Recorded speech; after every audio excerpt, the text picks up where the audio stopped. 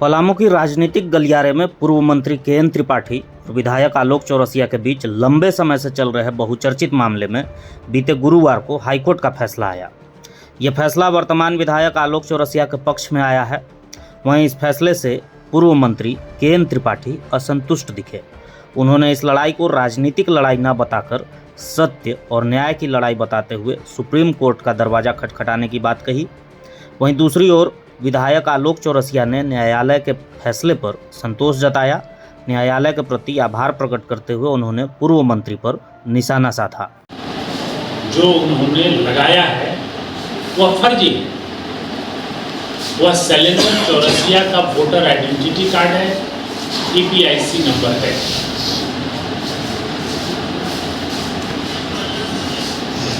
सौभाग्य से उस दिन मैं हाई कोर्ट में था।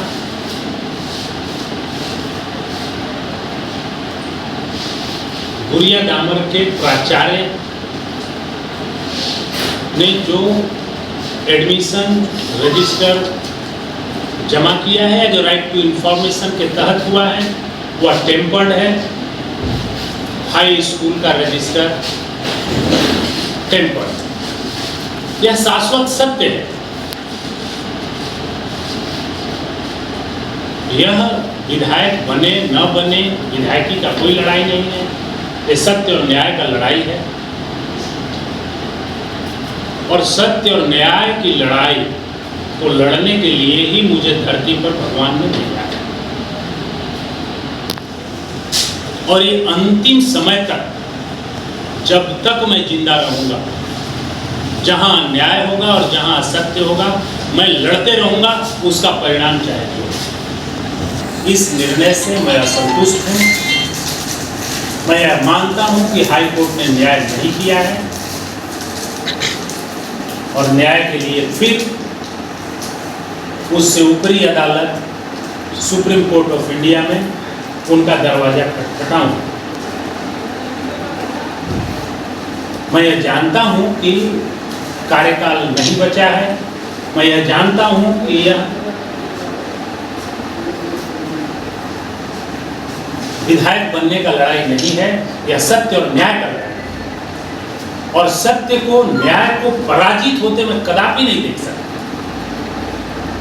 चाहे वो कोई सुप्रीम कोर्ट हो, चाहे कोई हाई कोर्ट हो, चाहे कोई भी कोर्ट हो, उसके समक्ष सत्य पराजित हो जाए, यह हम नहीं देख सकते।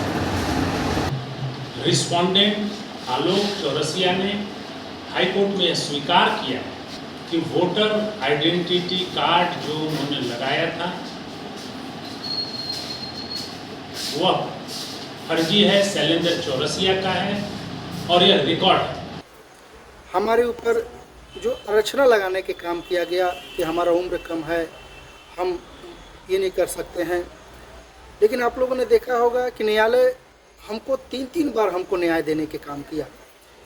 जब मैं पहला बार विधायक बना था 2014 में, उससे लेकर आज 2023 तक पिछले 9 वर्षों से एक भ्रष्ट नेता, जिसने सिर्फ और सिर्फ अपनी राजनीति को इसलिए सेकना चाहता था कि वो कहीं ना कहीं वो सत्ता से बाहर गया था, और अपनी लिट्टी को सेकने के लिए एक गरीब, मजदूर, पिछड़ा, बैकवर्ड जाति का बेटा जब विधायक बना, तो ऐसे भ्रष्ट व्यक्ति को कहीं ना कहीं हम लोगों से जलन होने लगा।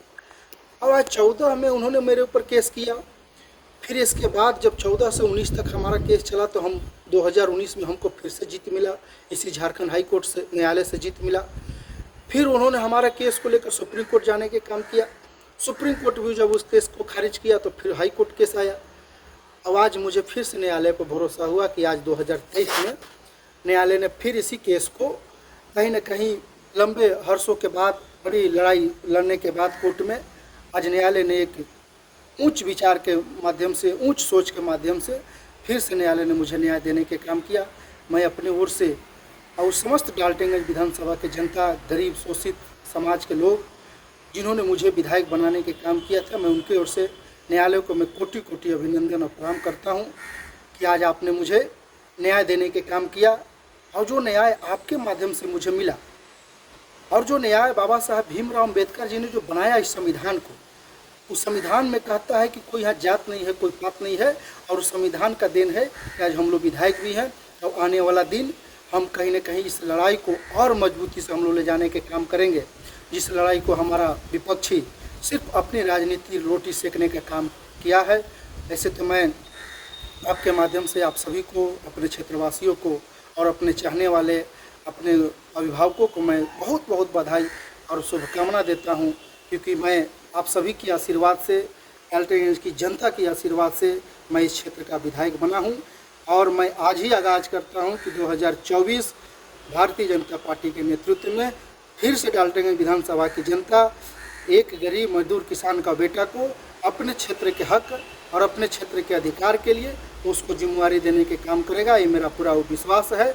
और मैं अपनी ओर से मैं ज़्यादा नहीं बोलते हुए, क्योंकि हम लोग एक अच्छी सोच रखने वाला व्यक्ति हैं, हम लोग किसी को रे कह के बात नहीं कर सकते, हम लोग किसी को विरोध करके राजनीति नहीं कर सकते हैं। जब हम लोग राजनीति करते हैं तो सिर्फ और सिर्फ अपनी विचारधारा को, गरीबों का विचारधारा को और गरीबों को जो उम्मीद है उस उम्मीद के प्रति हम कैसे खरे उतरे।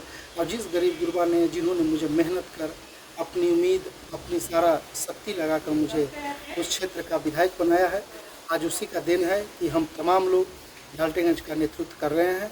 आने वाला दिन में भी अपने क्षेत्र के कार्यकर्ताओं और जनता के आशीर्वाद से नेतृत्व करूंगा। बहुत बहुत धन्यवाद।